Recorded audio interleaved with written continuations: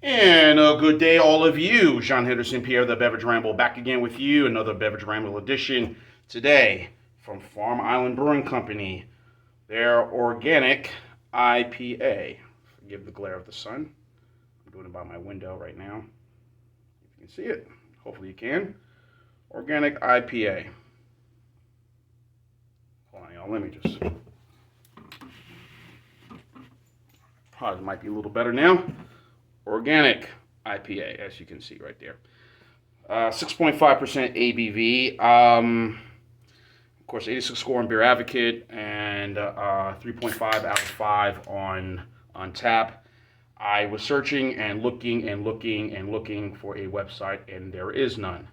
So something tells me, I bought this beer at Trader Joe's, so there goes the two clues right there. So it tells me, A, this must be a collaboration with them in Trader Joe's, or this is a Trader Joe's product. And they're using the name Farm Island Organic. And of course, Trader Joe's is known to sell a lot of organic products at their store. So why not a beer that is organic? An IPA. A popular style, not popular to some, but some say an annoyance to some, but Indian Pale Ale's been around forever, so why not? Anyway, so 3.5, as I mentioned, out of 5 on tap, and 86 score on Beer Advocate. It doesn't really say much on here. There's no description from what I can see in this, but if you look at it right now, it does look like your standard IPA. It looks a little hazy. Good head up top. Nice floral, pretty decent. So, does the scent of florals I'm getting right now. Of course, the citrus flavors, citrus scent, pineapple, orange, grapefruit.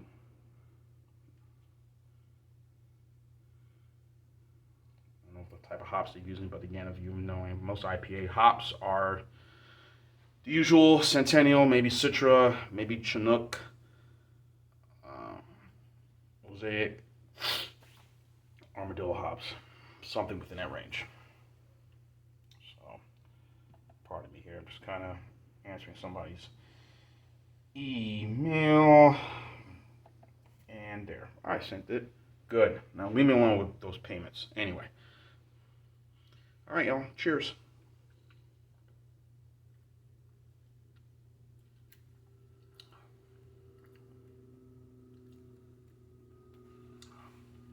Again, made in Portland, Maine.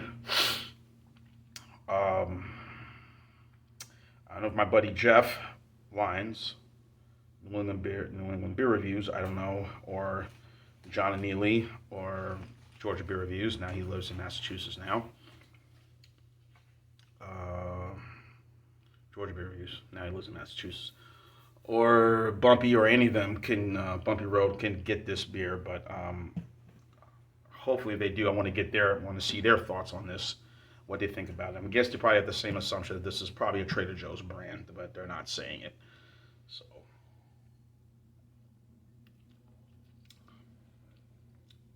well, Trader Joe's not saying, or they're not saying. So, again, no website, no nothing. So I don't see anything. All right, goes down pretty decent, pretty smooth, refreshing.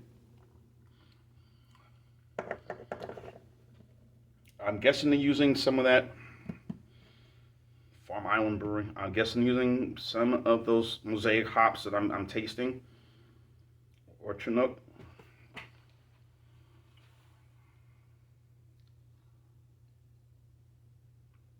So I bought the beer at Trader Joe's. It was like $177 for a can. That's one of the good things about Trader Joe's and Lidl and a few of the local grocery stores or regional supermarkets. They can do a pick six and regional supermarkets like a Kroger's or Greer's Cash Save when I lived in Mobile. Rouse's, another regional supermarket. The pick six. Okay, I could try that and see what my thoughts are. Now there's another they're doing some work outside my apartment complex. Um, what's the supermarket I just mentioned? Rouse's. Yeah, there's this new store that's opened up here. Well, it's been open now, going on about it'll be 3 months now, called Local Vine, and I've been there like 3 times already, and just the things I've been able to find, like singles, and I get to see and sample for myself to see if it's really worth the money to get or to pay for it. So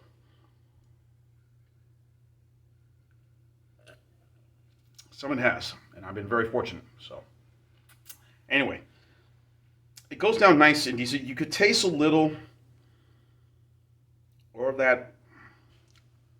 There's a little nice bite in the end, a little bitter, which is not a bad thing for an IPA. But this could be viewed as a sessionable IPA in a lot of ways. 6.5 is not heavy. It's just right. Um,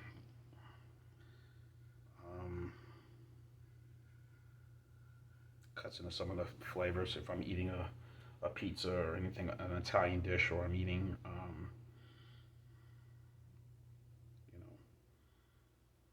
and with a red-based sauce. Heck, even some chicken quesadillas or chicken tacos. That would really kind of get in that little flavor. It's kind of mild, not overly spicy, food-wise. So, or a Caesar salad with some cut-up chicken. So, as you know, I'm particular with certain IPAs I do like to consume. The ones that they do sell at Trader Joe's are really good, especially the Bosun line, the Bosun Double IPA. I really enjoy drinking that one. I like the Bosun Hazy IPA. The American IPA, not so much, but I'll give it a shot. But the price of it is like, yeah, you can't beat that. $5.99. Some places $4.99, but I know here it's $5.99 for it. But the ones that we're more familiar with, the Goose Island, the Lagunitas, to the New Belgian Voodoo Ranger, the 6.5%, they're all just as good and more well known, more easily accessible to get. So again, if my assumption is correct, this happens a lot. A lot of these stores, the Trader Joe's of the world, the Lidl's, the Aldi's, Cost Plus, whatever, mighty big Walmart, mighty big Costco, and Sam's Club, and BJ's, whatever. They get in agreements with these companies, breweries, vineyards. Hey, try the vineyards, distilleries. Hey, we want a product, put our name on it, but it better not taste like crap, or else you will hear from us. No, that's not what they say, but I'm probably within that sort of way. But they get into these agreements and these partnerships, and our stuff is just as good as theirs. So maybe 10 times better. It's the greatest thing in the world. There's been some successes and some major flops, or as I say, major ups.